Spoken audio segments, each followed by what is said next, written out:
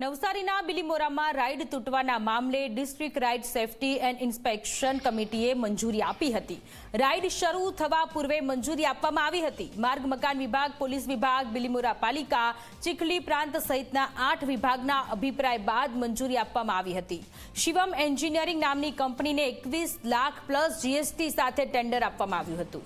Ride તૂટ્યા બાદ તંત્ર હવે સઘન તપાસ કરી રહ્યું છે। અત્યાર સુધી એવા સવાલો હતા કે નવસારીના બિલીમોરામાં જે રાઇડની દુર્ઘટના થઈ એને એસઓપીનું પાલન કર્યું હતું કે નહીં, પરંતુ અહીંયા તો તંત્રની પણ બેદરકારી સામે આવી રહી છે, કારણ કે તંત્ર દ્વારા ચકાસણી કર્યા વગર રાઇડ્સને મંજૂરી આપી દેવામાં આવી હતી। મેન્ટેન થયેલું છે કે નહીં, રાઇડ્સ પ્રોપર ચાલી રહી છે કે નહીં, એ કોઈ જ જાતની ચકાસણી ન થઈ અને એમનામ જ મંજૂરી મળી ગઈ અને એના કારણે આ ગંભીર દુર્ઘટના થઈ, જેમાં 10થી વધુ લોકો કે જે લોકો ઇજાગ્રસ્ત થયા છે, જેમાં આ તમામ લોકોની અત્યારે હોસ્પિટલમાં સારવાર ચાલી રહી છે। શિવમ એન્જિનિયરિંગ નામની કંપનીને આ લોકમેળામાં જે રાઇડ્સ હતી તેને આખું ટેન્ડર આપવામાં આવ્યું હતું। એ લોકોની સામે પણ અત્યારે સવાલો ઉદ્ભવી રહ્યા છે, કારણ કે કોઈ જ વ્યક્તિ દ્વારા કોઈ જ પ્રકારનું ચેકિંગ કરવામાં આવ્યું નહીં અને લોકોના જીવની સાથે રમત રમતા આ રાઇડ્સ સંચાલકો અને કંપનીઓ જોવા મળી રહી છે।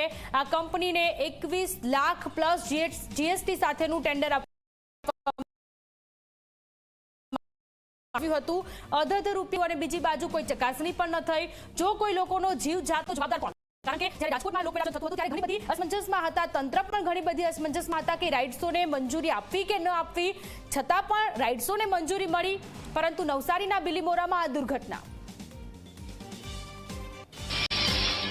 તો નવસારીના બિલીમોરામાં મેળા દુર્ઘટનામાં તપાસનો ધમધમાટ શરૂ થયો છે, ત્યારે ધારાસભ્ય નરેશ પટેલે સ્થળની મુલાકાત લીધી છે।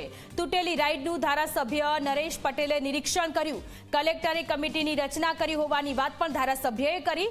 તપાસ બાદ કાર્યવાહી કરવામાં આવશે તે પ્રકારની વાત ધારાસભ્ય નરેશ પટેલે કરી।